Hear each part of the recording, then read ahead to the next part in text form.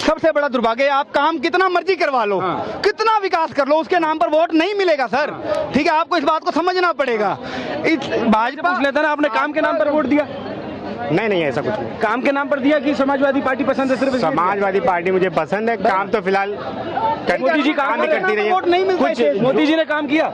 जो काम उधर से मिलता रहा है हम लोगों को अखिलेश की तरफ से, वो काम मुझे नहीं मिल पाया। जैसे 5 काम, जैसे कि हर चीज में क्वालिटी रही है। जैसे कि टेबलेट में इन लोगों ने फोन बांटे, जो क्वालिटी इसकी कमजोर, मतलब इसकी वो क्वालिटी नहीं रही, उसकी क्वालिटी जो रही है फोन बांटे। हाँ, अच्छा, और क्या बांटे?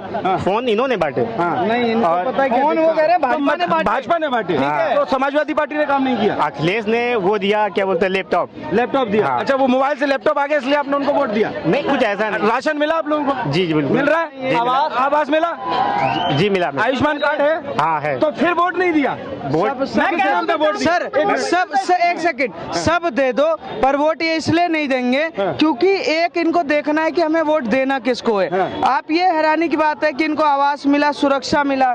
आज उत्तर प्रदेश में यही भाई खड़े हैं, आप इनसे पूछ लीजिए कि उत्तर प्रदेश की कानून व्यवस्था कैसी है। अखिलेश यादव के टाइम पे दंगे होते थे, लुटेरे वहाँ पर घूमते थे, भ्रष्टाचारी घूमते थे, दंगाई घूमते थे, वहाँ के बड़े बड़े क्या नाम है, अतीक अहमद जैसे लोग दंगे फैला रहे थे, विकास दुबे जैसे लोग ये काम कर रहे थे, उन लोगों को योगी आदित्यनाथ ने खत्म किया, आपके परिवार को सुरक्षित किया। अगर किसी के परिवार को सुरक्षा दे और वो अगर व्यक्ति वोट ना दे तो ये सर, इससे बड़ा दोगलापन हो ही नहीं सकता कि इससे बड़ा कोई भ्रष्टाचार, इससे बड़ा कोई दोगलापन इसलिए नहीं हो सकता क्योंकि ये देखते हैं कि सरिया कौन लागू करने वाला है, कौन बचाने वाला है।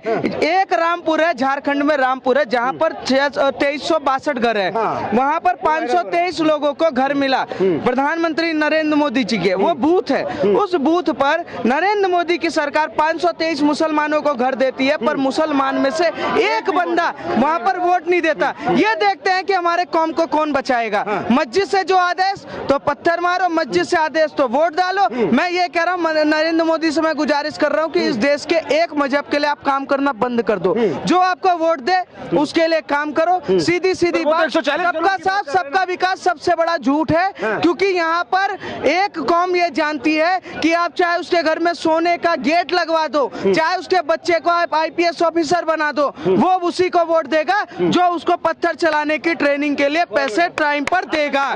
इसके अलावा कोई नहीं है। नरेंद्र मोदी कहते हैं कि एक हाथ में कुरान एक हाथ में कंप्यूटर, पर अखिलेश यादव कह देते हैं कि एक हाथ में कुरान एक हाथ में पत्थर, तो ये कहते नहीं वो सही है, हम उसको वोट देंगे क्योंकि उसने हमें पत्थर चलाने की ट्रेनिंग दी। नरेंद्र मोदी अनपढ़ है, नरेंद्र मोदी सरकार नहीं चला सकता, नरेंद्र मोदी तो पागल है। विकास करके क्या फायदा? सड़कें बना दे, हॉस्पिटल बना दे, इलाज भी कराएंगे, घर में राशन भी खाएंगे और लेटरिन में उसी के जाके हागेंगे, और वोट के टाइम पे साइकिल का बटन दबा के कहेंगे जी हमें पत्थर की ट्रेनिंग तो अखिलेश यादव ने मदरसे में दिलवाई, तो हम तो उसको वोट देंगे ना। तो वो मजहब के हिसाब से वोट देने का जो काम ये लोग कर रहे हैं, ये देश के लिए बहुत बड़ा खतरनाक है और खतरा है। आने वाले समय में हिंदुओं को सोचना पड़ेगा कि आप कब तक राजपूत और ब्राह्मण, वैश्य, SC ST OBC आरक्षण और इसमें बटोगे। आपको सोचना पड़ेगा कि आपके सामने ही वो बंदा किसी और को वोट दे रहा, पूरा घर लेने के बाद, पूरा राशन लेने के बाद, पूरा सब सुविधा लेने के बाद भी वो वोट उसी को दे रहा है जो सरिया की बात कर रहा है, जो मुस्लिम पर्सनल लॉ वोट की बात करता है, जो वक्फ वोट की बात करता है। ऐसे लोगों का बाइकआउट करना ही जरूरी है इस देश के लिए।